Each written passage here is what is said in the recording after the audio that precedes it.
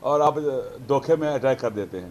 یہ میرے خیال میں آپ یقین کر لیں، اسرائیل کو اگر آپ دیکھیں نا، اس کی کوئی ڈیپتھ ہے نہ کوئی بیک ہے، وہ اکیلے نہیں لڑ سکتا، نہیں حملہ کر سکتا. ابھی جب اس نے اٹیک کیا تو یہ گرین سگنل ملا اس کو امریکہ کی اور یورپ کی طرف سے، تاکہ وہ اٹیک کرے اور بہانہ تلاش کرے، جنگ شروع کر دے.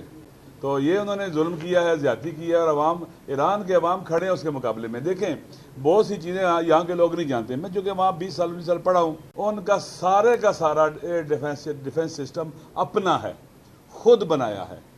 ان کے میزائل ان کے اپنے ہیں، ہر چیز ان کی اپنی ہے. ان سے یہ کوئی چیز امام خمینی کا، آیت اللہ خامنئی کا فتویٰ ہے، کیمیکل ویپن بنانا حرام ہے، ہم نہیں بنائیں گے. ایٹم بم بنانا حرام ہے، ہم نہیں بنائیں گے. ڈیفنس اسٹریٹجی کے اندر یہ دونوں چیزیں نہیں ہو سکتی، کیونکہ ان کے ذریعے جنگ نہیں لڑی جاتی، ظلم کیا جاتا ہے اور بے گناہوں کو قتل عام کیا جاتا ہے، بچے عورتیں مار دی جاتے ہیں، انوائرمنٹل کتنے پرابلم کھڑے ہوتے ہیں. خدا نے اس چیز کی اجازت نہیں دی آپ کو کہ آپ آئیں اور ہر چیز تباہ و برباد کر دیں. لہٰذا وہ نہیں بنا. خود اوباما نے بھی جب امام خمینی کا فتویٰ ہے کہ ایٹم بم ہم نہیں بنائیں گے، یہ سارے خود کہتے رہے ہیں، لیکن بہانہ تلاش رہے ہیں. کیوں؟ انہیں ایسا ملک نہیں ہے اس خطے کے اندر جو اپنے فیصلے خود ہے، جو IMF کا مقروض نہیں ہے، جو ورلڈ بینک کا مقروض نہیں ہے. 46 سال ہونے والے ہیں اس کے اوپر بندیاں ہیں، لیکن وہ ترقی کر رہے ہیں، آگے بڑھ رہا ہے. لہذا ان کو برداشت نہیں تھا یہ. لہذا ایک گریٹر اسرائیل اس وقت تک نہیں بن سکتا جب تک ایران کی دیوار بیچ میں سے نہ گرائی جائے. آپ ایک کتاب ہے، میں نے اس دن بھی کہا ہے کہ ڈینس کی کتاب ہے ریٹرن ٹو مکہ پڑھیں، اور پھر نیتنیاہو تو صاف کہہ رہا ہے کہ میں نیا مڈل ایسٹ بناؤں گا، میں مڈل ایسٹ کا چہرہ چینج کر دوں گا، گریٹر مڈل ایسٹ بنے گا.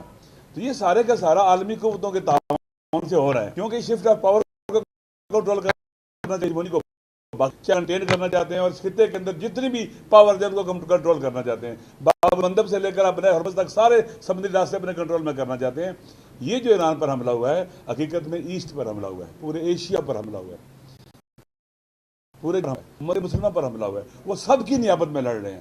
ہم سب کی ذمہ داری ہے ان کو سپورٹ کریں. جیسے پاکستان کے ساتھ جو لوگ کھڑے ہوئے ہیں، جب پاکستان پر اٹیک ہوا، اسرائیل انڈیا کے ساتھ تھا، امریکہ بھی انڈیا کے ساتھ. جب دیکھا کہ آگے کچھ نہیں کر سکتے تو ناکام ہو رہے ہیں، تو فوراً آگے جی سیز فائر کر لیں.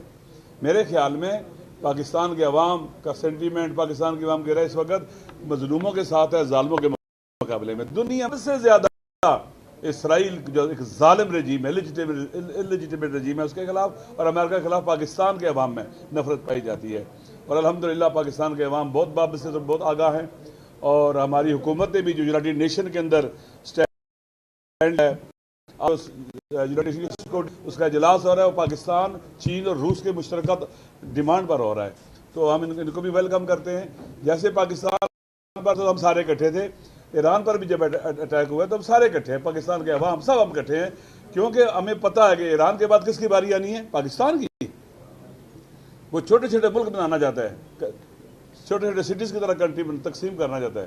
لہٰذا انشاءاللہ العزیز ایران کے عوام کھڑی ہے، وہ دلیر لوگ ہیں. پہلے بھی 8 سال ان کے خلاف عالمی جنگ تھی، وہ نہیں ہارے، 1 انچ اپنی زمین قبضہ نہیں کرنے دی.